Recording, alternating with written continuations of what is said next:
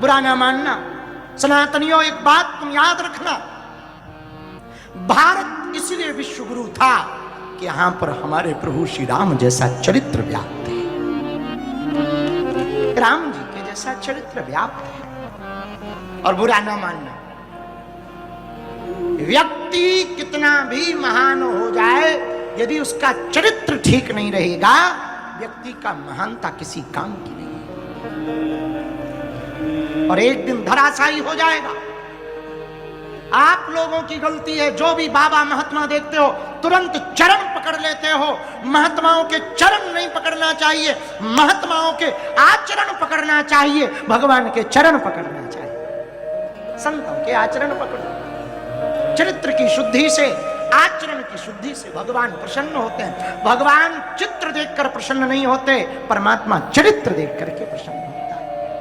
और हम लोग आजकल चित्र ठीक करने में लगे। रीलबाज वाली भक्ति हो गई ना, रील वाली भक्ति में रियल गायब हो गए।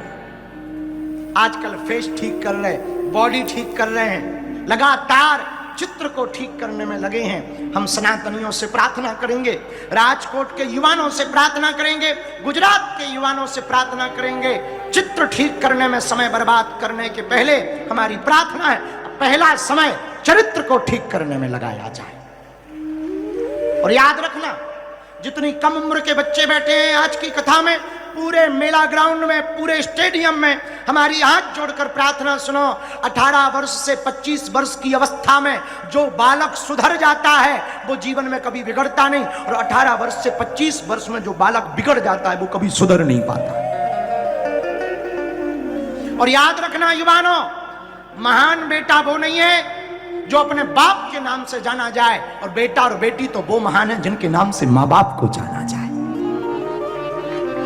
और एक बात याद रखना युवानों, दौड़ते हुए घोड़े, उगते हुए सूर्य का चित्र लगाने से कभी सफलता प्राप्त नहीं होती है। घोड़ों की तरह दौड़ना पड़ता है और सूर्योदय के पहले जागना पड़ता है, तभी सफलता प्राप्त होती है।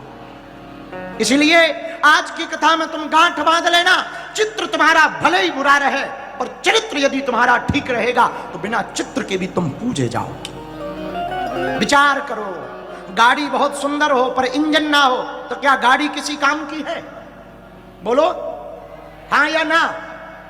नदी बहुत बड़ी हो पर पानी ना हो तो क्या नदी किसी काम की है? हाँ या ना।